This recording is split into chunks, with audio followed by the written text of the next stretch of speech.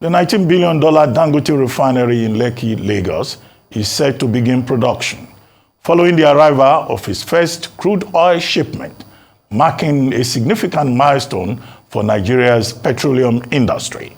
Arise News energy correspondent Georgina Ndukwe Ezanyika has the details. President Muhammadu Buhari commissioned the 650,000 barrels per day Dangote Refinery located at the Lekki Free Zone in Lagos State, Nigeria. Described as one of the largest in the world, the Dangote Refinery has the capacity of producing 3 billion standard cubic feet of gas per day. Since then, the privately owned refinery is yet to be operational. One of the reasons adduced is the lack of domestic crude feedstock. The Nigerian National Petroleum Company Limited owns 20% stake in the refinery.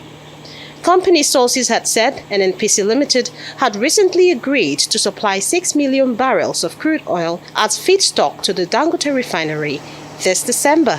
According to reports by Tanker Tracking Data S&P Global, the Otis tanker carrying 1 million barrel cargo of Nigeria's Agbami crude from Chevron's terminal set sail on December 6th and is confirmed to have docked at Dangote Offshore Crude Receiving Terminal. With the arrival and expected commencement of operations at the Dangote refinery, industry experts say there is hope that Nigeria can now attain her target of reducing petroleum import and bridging the inadequacy of existing state-owned refineries, as well as transforming Nigeria's oil and gas sector. Georgina Ndukwe Ezanyika, Arise News. I'm now being joined here by financial analyst Dr. Boniface Chizea. He's also an economist, to look at the potentially huge impact that this oil and gas superstructure can have on Nigeria's economy. Thank you very much for honoring an invitation, Dr. Chizea. Thank you, Raven, for There's so much excitement. Yes. Much awaited, much anticipated. Finally, the Dangote refinery got 50,000 barrels of Agbami crude to commence production. And, what is the significance of this? And we're told likely 650,000 barrels of finished product per day, not to talk of 2 fertilizer trains that will be producing urea. Yes. Well, I think, Ruben, it's the significance cannot overemphasized. I think it's a very significant development. When we talk about the Nigerian economy, we talk about what we lack. One of the things we lack essentially is that we don't have productivity.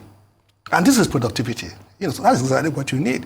And in fact, when the president came on board and he moved first subsidy and so on and so forth, some of us did say that was the wrong route, to go. That wasn't the way to go. You need to get Dangote refinery operational. That is very important. Because if you stop importation, then the talk of subsidy will be redundant. Essentially subsidy comes because you're talking of the differential between the price, landing price, and the pump price. And so when you don't import and it's produced locally, I would expect that the subsidy obviously will disappear. I think the only concern now is that now that we've started, we hope that there will be no delays. So we've done 1 million barrels. I heard that he needs about 6 million to take off.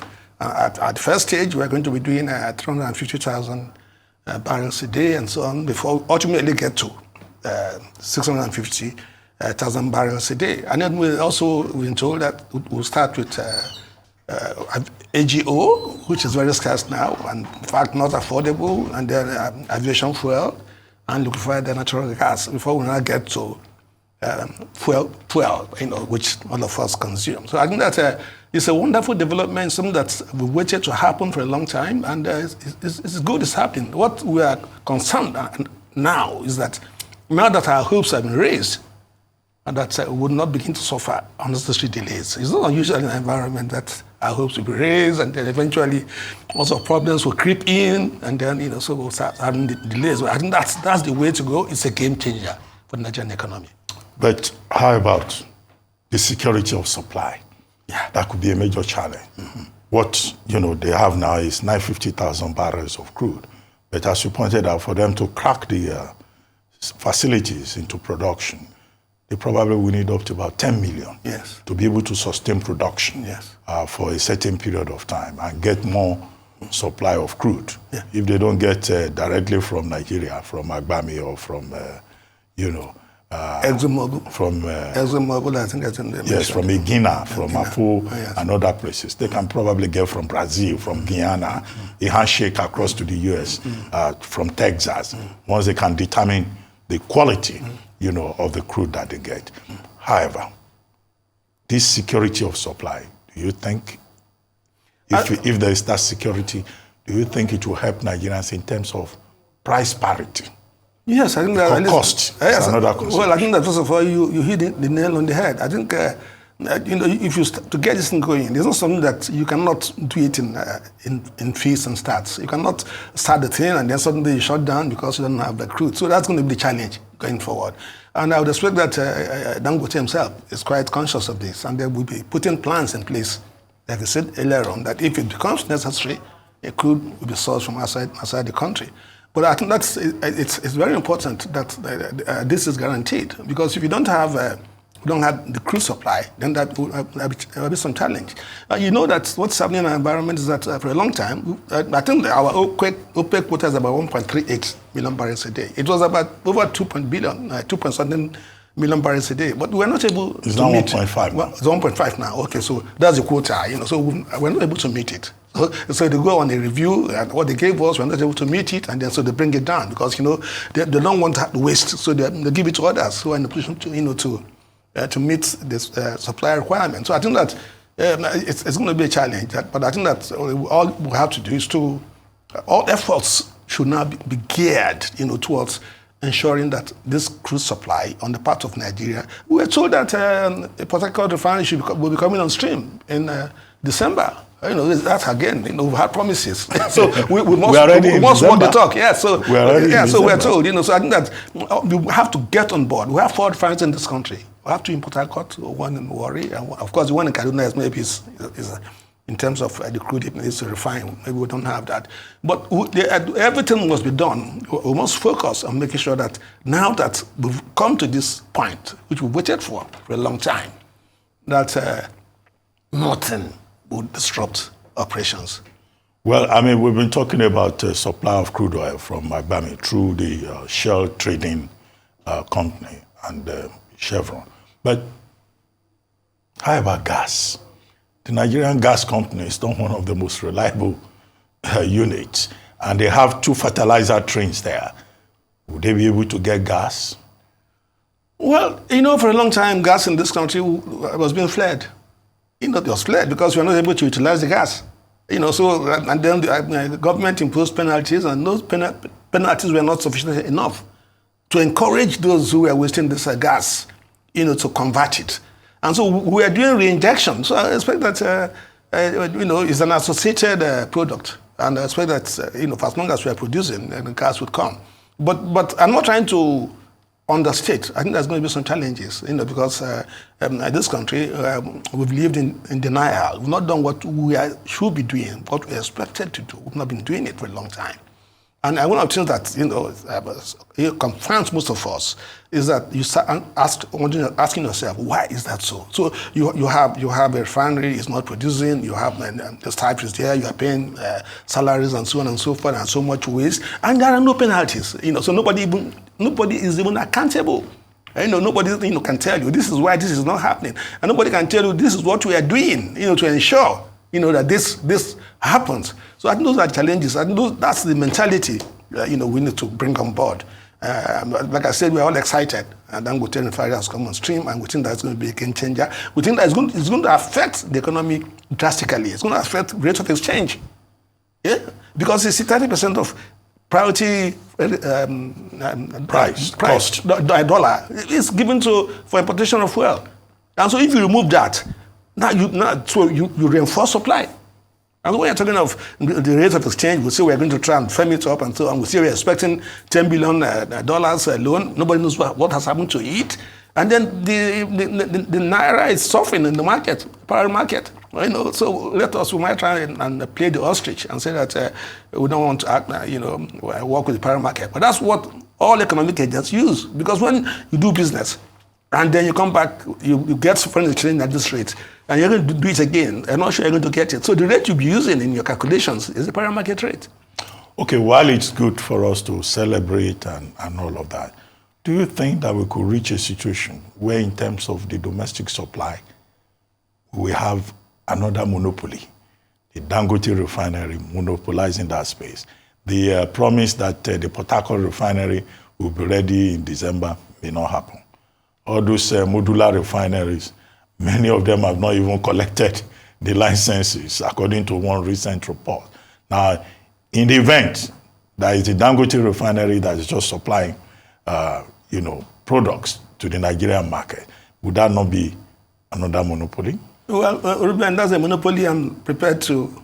I'll be pleased to face. I think that I want us to get away from importation. It's not just importation. The problems of importation. The shame to this country. You are self-sufficient. You are, one of the 10 endowed, exporters of crude petroleum, and you can't refine it. I think that we want to get away from that shame. But like you said, you asked me before, and I'm not sure I addressed it. The price of pump price of petroleum can never be higher than when Dangote is producing than what it is today. It's just obvious. Dangote, it's a business. But what if he has to source crude from the international market? That might introduce some problems. But I think that if you look at what's happening before, we bought refined products overseas, and then we imported. We paid for importation to put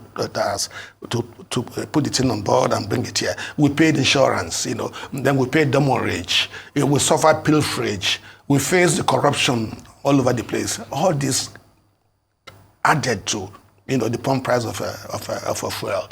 And I would expect that if Dangote comes on stream and Dangote is able to get, if they are able to get crude supply from us, that price must drop. I listened to Medicare is saying that it's not, it won't affect price, not meant for price. But I think that's not, it's not rationalized. It's not looking at things very well, because really we cannot produce. It will not be the same. Yes, Dangote will not expect Dangote. It's a commercial business. It's borrowed money. It's going to pay back and so on. So it's a commercial proposition. But we're saying that if you remove all these add-on costs, logically, the price of petroleum will drop.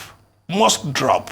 Let me tell you, the crisis we're facing in this country is a child's play today, because if Dangote, the president did not step in to stop the pump price of petroleum where it is today, this 600 naira per liter we are seeing today, it has subsidy. There's no two about it. And if he did not stop it by now, the price would have gone up to maybe 800, 900. And the crisis we have today, the inflation we have today at 28%, will be in 30-something%. The hunger you have in the land today will be something that will be something you can't describe. So I think that we need to be very careful, because Nigeria has a large population, and we don't want uprising. It's already beginning to happen here and there. We don't want it, and it better be managed.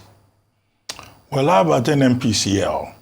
I mean, the expectation is that, they will be getting regular supply from NNPCL. NNPCL had reportedly invested about 20%, but some analysts say the investment is just about 7%. So it's a stakeholder interest. But at the same time, we've been told that NNPCL has already committed itself in terms of crude supply under the debt crude oil swap program. So that means if NNPCL cannot supply enough, either through the joint venture and all of that, then, Dangote Refinery, as I said earlier, will have to source from the international market. And when you add freight, you add insurance, then of course the cost still goes up. The only thing that Dangote Refinery may not suffer will be crude oil theft. And maybe we'll have certainty in terms of the amount of finished product that gets into the market, which we don't know at this moment. I think that NNPCL is an organization that I don't know if you saw. That's a post that's been trending, which MS Sanusi talked about us. NNPCL said, "Where are the dollars?" So he asked that question. I think that NNPCL. I think that first of all, NNPCL, if you begin to commit crudes and so on, and you begin to do trade by barter, one of the problems you have is that invariably you're going to be shortchanged. And then, NNPCL has no business, leading negotiations, for us to go and get loans and pledge crude. It doesn't have expertise in that area. And so, some of the things we need to clean out, we need to streamline, is to ensure that, people, the boundaries are clearly drawn. And the economic agents should be encouraged, to play within their boundaries. I think NNPCL has not given a very good account of itself in public opinion. I think that the better, that's why people were a bit surprised when the Kari was reappointed. Well, COP28 is still ongoing. It will end December 12, right? And we're talking about energy transition. And now we are having a refinery that will be producing 650,000 barrels per day. Where the literature says, the Dangote refinery, the world's single largest train, has advanced carbon capture technology. But do we still have to have that fears about the environment, about carbon emissions, with a big refinery sitting just off the coast of Lagos on the Atlantic? Well, I think that we expect that concern, yes, is there. Climate change is with us. We can see it. So the weather conditions are not predictable again, and so you check the floods and so on. It's all over the place. So that's the reality of the times. But then you don't cut your nose to spite your face. So, this is what we have today. So we have to live today before we have concerns about climate change. So I think that I would expect that those who are negotiating, I would expect that we're not going to, this wouldn't come upon us maybe until maybe 2050 and thereabouts. So it's a long way off. And then we expect that in the interim, that even coal, I think that even coal, we should not even as it's a strong pollutant in terms of the atmosphere, coal is, but I think that it's something that we have to migrate. And so I would expect that those who are negotiating for us, or we sending a large crowd to go there, and people are asking what did they go to Dubai to do, COP28. But I think we hope that as they do so, that all interests will be taken on board. So that's reality on ground. That's what we have. Oil is a major source of revenue, foreign exchange. So I would expect that before that time, that will be focused and begin to ramp up production. This economy should be dependent on agriculture, not fuel. I mean, you take fuel, yes, highest enough foreign exchange, but in terms of it's a percent what it contributes to gross domestic product. It's nowhere near agriculture. In terms of employment, it's nowhere near agriculture. So I think that we need to rotate the economy and make sure that we begin to sort ourselves out and have things done properly. So we expect that as this begins to happen, that we will seize the opportunity of the intervening period we'll have, before this will come on board. But those who are going to be negatively affected, we will be putting spanners in the works to make sure that it doesn't happen as quickly. So yes, negotiations will go on. We all have a shared interest to ensure that environmental pollution that is managed. But again, if you don't live today and you don't eat today and you have crisis on your hands, then those concerns, will have to be put in perspective. Well, I mean, what do you have to say about Alhaji Aliko Dangote himself? One of my friends said he visited the refinery and he came back so excited, say, some people are courageous in this country, in a country where investors are leaving. Procter & Gamble has left. PZ, that invested $300 million in 2016, has shut down. Sanofi has left. Bolt Food has left. GSK has also announced that Nigeria will be an import-only market. So people are living in droves, and yet one man goes and invests $20 billion in a refinery in an environment that is so uncertain. Well, I think that, Ruben, the government should not sit back and see these companies leaving this country. Those companies leaving. I think that government should engage them, try to give them incentives, try to dissuade them. I don't know. Again, it's a commercial decision, but where we have our intelligence correct, we should be able to. Government should know that these things are going to happen long before, as it's been discussed. We should know that this is going to happen. When all these companies are going away. Look, you go back to Dunlop and all tire industries and so on, and you look at the effect it has had on this economy in terms of employment. Even the tires we use, we import substandard tires.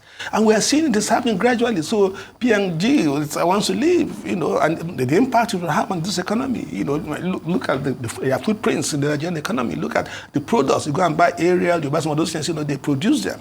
And then you look at which other company was that are left now, the drug company that are left. People who are asthmatic. GSK. Look at people who are asthmatic. They can't afford the drugs anymore. And so I think that government should begin to deliberately, so we have a crisis, tell them you've been here for a long time, and then if there's a way we can manage this thing, manage it better, and that's why we need forward-looking management. We shouldn't just sit back if they want to go. I understand that this present government has made some statements about P&G leaving this economy. I've not read it. I don't know what they said, but I think that we should go beyond that. We should begin to anticipate and tell them, look, we have a crisis. We don't expect that it will last for too long. But, between you and I think that we're not doing so much to make sure that we take care of this crisis. The issue of non-earning of foreign exchange has been with us for a long time. It's not something that happened today. And we don't seem, to be doing much about it. We don't seem to be making much inroads in that direction. So I think that, but I think we should be deliberate, But I think that for Dangote, I think it's, Dangote for me is a hero, a Nigerian hero, And people talk about he abuses the system and so on. But I said to you, he's employing 30,000 Nigerians at the refinery. People cry about 11,000 Indians and so, but he's offering employment. And look at what he's going to do to the economy. I think that we need more of Dangote. We need more of these fellows who have stolen money in this economy, and they've stocked it overseas in banks where they are not adding any value to this country. We should begin to get this money repatriated. We should give them incentives. The people in diaspora, they should come back and begin to invest in this country, because it's very important. We have a large population. And people, at the rate of migration, young people live in Nigeria. I think Nigerians with skills, and they're going overseas. And it's not actually they're going overseas, and it's a bed of roses for them. It isn't. They're going to face challenges over there. They're going to face discrimination over there. So it's not the best to be having in this country. I think that we needed to get our acts right. We needed to. There was so much hope put on 2023 elections, but we'll just wait and see. Well, thank you very much, Dr. Boniface Chizea, for joining us on This Day Live, the Sunday Talk Show.